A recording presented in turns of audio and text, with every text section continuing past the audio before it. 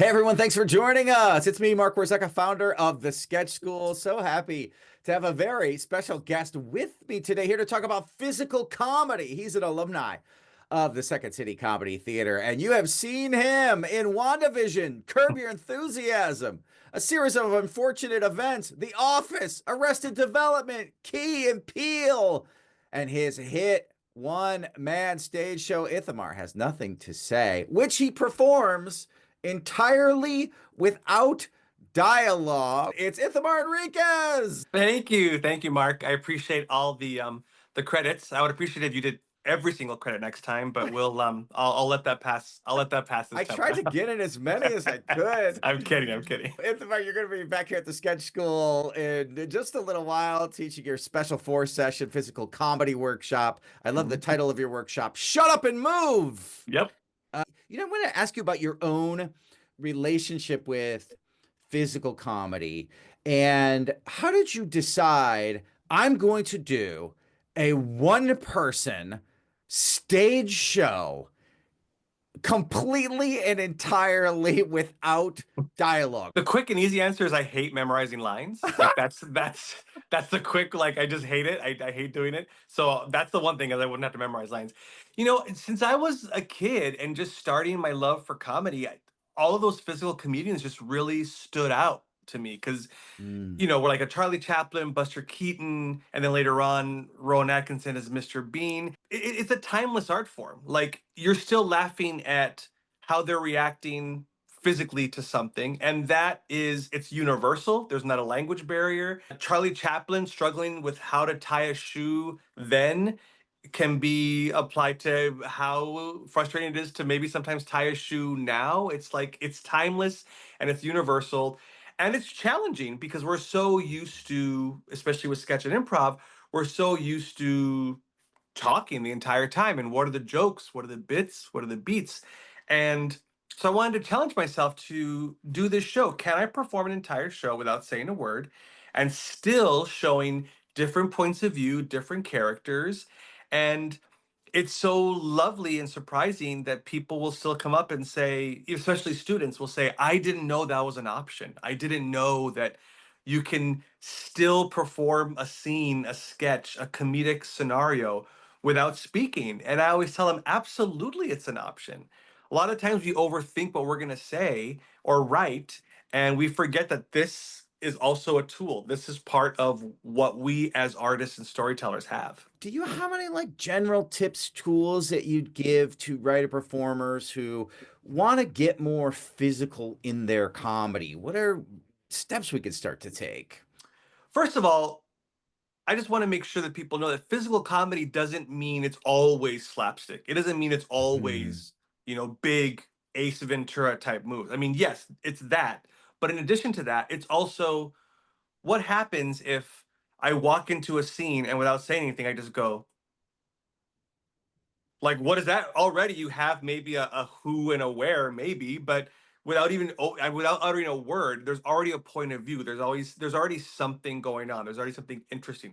So I would say that two ways that we could get into our bodies during performances. The first one is be in the space, whether that means if you're in a sketch, let's see you interact with the objects in your location. Let's see you open up that beer bottle. Let's see you type on that keyboard. And how are you typing? Are you typing angrily? Are you typing, lovingly? Are you typing stressed out? And again, that's already telling us a lot of what we need to introduce the scene without saying a word. The other aspect is, how does our body inform the character? So if I come in with the arched eyebrow, if I come in with like a, kind of like shoulders huddled over and just sort of like looking like this, like is this person shy? Are they antisocial? Did they just come from something that leaves them in that spot? So like that helps tell the story, whether it's physicality informing a character and a point of view, and or physicality informing your space and where you are in the location on stage. With the workshop coming up, I know going in, sometimes the question people will say is like, "Oh, how am I going to get physical on Zoom, like in a Zoom workshop. So I wonder if you could address that. And also, how do you teach physical comedy in a workshop setting like this? A lot of it is getting the writers and the performers just comfortable in moving.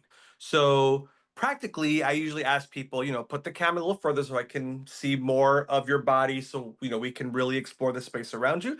But like I said, sometimes we're going to experiment with not just standing, we're going to experiment with how physical can you be if you're sitting behind a desk? How physical can you be if you're just turned to one direction? You could do a whole bit with a cell phone. So what I do is I invite performers to explore how they use their bodies in their daily lives. Sometimes I'll say, notice this week how you express yourself without speaking and how the people around you express themselves without speaking. Go to a park, go to a mall, go to a coffee shop, and just observe how you can guess what people are thinking or what they're going through just by watching them do their thing silently, if they're by themselves. And then I tell them, don't stare so much that it becomes creepy and you get a restraining order put on you.